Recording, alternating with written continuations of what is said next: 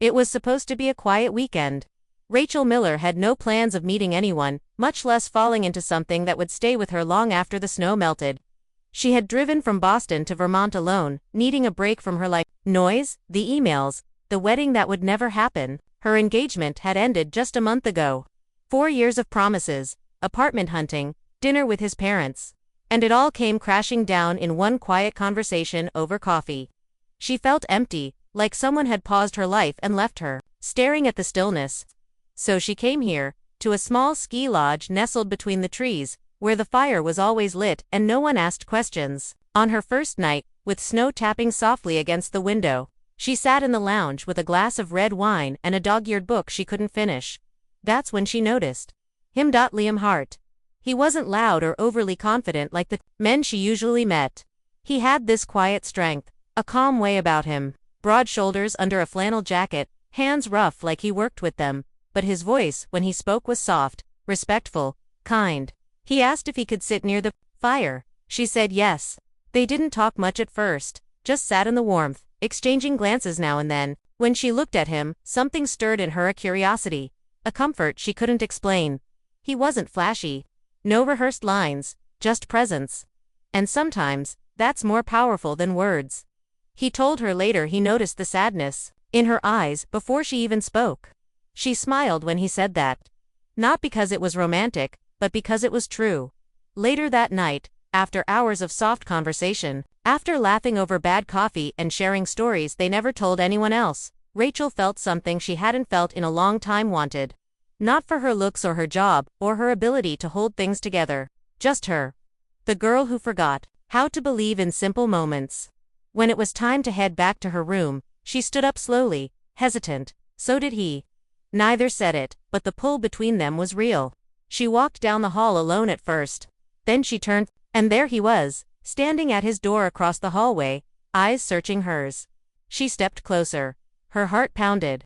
Everything in her screamed this was reckless, but her soul whispered something else. He leaned on the doorframe and asked, gently, "Are you sure?" Rachel's voice was barely a whisper when she said, "This is a bad idea." He nodded once. "I know. Just one night." They promised themselves it would mean nothing. One night. No numbers, no last names, just warmth, comfort, closeness in the silence of falling snow. She wasn't ready for love, and he wasn't looking for it either. They made a quiet agreement as she stepped into his room, her fingers trembling slightly as he took her coat. There were no expectations, no plans for a second meeting, just one perfect, fleeting moment in the middle of winter where two people, both hurting in different ways, found something tender to hold on to. And they both believed the lie. That it would only be that one night. But even as Rachel fell asleep, beside him, tucked into the quiet curve of his chest, part of her already knew some people, even strangers, leave fingerprints you can't wash away. Rachel didn't expect to hear from him again. That's what made the one-night promise feel safe. She left the Vermont lodge the next morning while the snow was still fresh on the ground, heart oddly heavy but head clear. It was supposed to be simple, an escape, a pause in real life. She told herself not to check her phone, not to wait for a message. But 3 days later, while making coffee in her quiet Boston apartment, her phone buzzed. Just a simple line. "Still thinking about that firelight." Her fingers froze on the mug. She stared at the screen longer than she should have. She didn't answer right away. For a few days, she held her silence like a shield. But curiosity, and something deeper, wouldn't let it go. Eventually, she replied, "You said it was just one night." His answer came fast. "I lied." And just like that, he slipped back into her world, not loudly, but with the same quiet presence that first drew her in. His name was Liam Hart. He lived in a small town in upstate New York, where he helped run his family's woodworking shop. He sent her photos of finished oak tables and tools with stories behind them. She sent him pictures of crowded coffee shops, city sidewalks, her cat sleeping on her keyboard. Their lives were different, but their hearts felt strangely in sync. Night after night, they texted, then they started calling. Sometimes she'd fall asleep with her phone on her chest, his voice still echoing in her ears. They talked about their favorite books, childhood memories, what they lost and what they still hoped for. They didn't call it love, not yet, but it felt like something growing, something alive. Rachel didn't tell anyone about him. It felt fragile, like a secret she wanted to protect from the world. And then, 2 months after that snowy night, she came home from work to find him standing at her door. No big speech. No bouquet of flowers. Just Liam, with travel dust on his jacket and that same quiet look in his eyes. "I was passing through," he said, like it was nothing. But her heart skipped in that way hearts do when truth walks through the door unannounced. She should have told him to go. That was the deal. After all, no repeats, no feelings, just one night. Instead, she stepped aside. Let him in.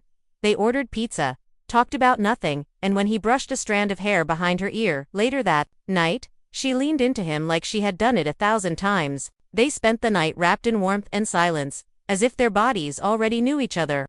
And when the sun rose, neither of them spoke about what it meant, because saying it out loud might make it real, and real was scary. After that, Liam started showing up more.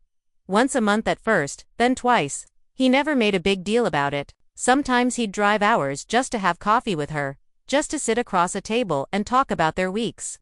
She didn't ask for more, and he didn't push. But there was always that look when they parted, when they held hands a little too long at the train station that said, "This is more than we planned for."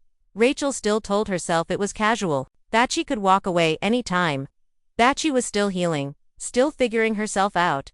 But deep down, she knew. She felt it in the way her heart softened when she saw his name on her screen. In the way she reached for him in her sleep, even when he wasn't there. They promised it would be one night. But somehow, he kept coming back. And she kept letting him. By spring, everything felt both beautiful and complicated. The snow had melted, flowers began to bloom along Boston's sidewalks, and Rachel's world was shifting again, but this time, so was her heart. What started as one night, then turned into texts and stolen weekends, was now something deeper. She and Liam had created their own quiet rhythm, long drives to meet halfway, surprise visits, and late-night calls that stretched past midnight. They never labeled what they were, but it felt like love in slow motion. Liam would show up with fresh coffee and calloused hands that smelled faintly of cedar, and Rachel would melt into him like she belonged there. He didn't ask her to change her life for him, and she didn't expect him to rearrange his world. They simply existed in the spaces between their separate lives, holding on to a fragile kind of hope that it could last. But life doesn't pause just because something feels good. Rachel got an offer, a big one. A creative director position in Chicago. It was the kind of job people dream of, the kind that came with a view, a title, and a future she had worked years to earn. Still, the moment she read the email, her heart didn't leap with excitement. It dropped, heavy and unsure. She thought of Liam, of the way he touched her like she was breakable, of how his voice calmed the storms in her mind, of the simple joy of cooking breakfast together in sweatpants on lazy Sundays. They were never supposed to become this real. She wasn't supposed to fall for the man from the snowy lodge. And yet, here she was, weighing her future in 2 cities, one with career, one with connection. She told Liam about the job, over dinner at a quiet little diner they found halfway between their towns. He didn't flinch, didn't beg her to stay. He just looked down at his plate, nodded, and said, "You deserve it." That hurt more than she expected. She wanted him to fight for her, to say, "Don't go," but he didn't, because he respected her, because he was good, and because deep down, they were both terrified of what more would mean. They stayed in that booth for hours, not saying much, both knowing everything had changed. After that, the visits slowed. The calls became shorter. Life pulled them in different directions, and they didn't stop it. But the ache didn't go away. Rachel would wake some nights in her quiet apartment, the city buzzing outside, and feel the empty space beside her like a missing limb. She'd reach for her phone, her fingers hovering over his name, but never pressed call. Liam, on the other hand, buried himself in work. The smell of sawdust and pine helped drown out the silence, but every now and then, he'd drive by a bookstore or hear a song she once hummed, and something inside him would ache in that quiet, familiar way. Then, one Sunday morning, while she lay wrapped in a sweater that still faintly smelled like him, Liam called. He didn't say hello, just quietly asked, "What are we doing?" The question hung in the air like smoke. Rachel stared at the ceiling, her eyes wet with something she didn't want to name. "I don't know," she whispered, "but I don't want it to end." He didn't answer, not with words, only silence. And the next morning, he was gone again. No text, no visit, just gone. That's the thing about love born from unexpected nights.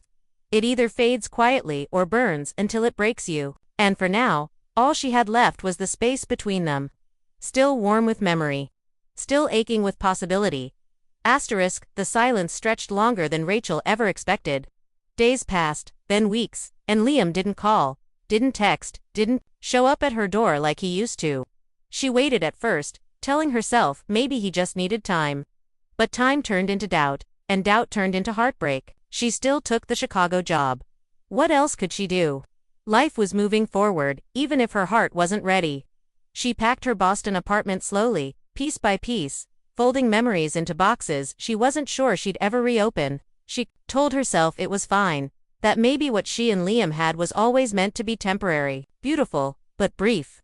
One of those quiet love stories that flickers and fades before it ever fully blooms. But the truth was, nothing about it felt over.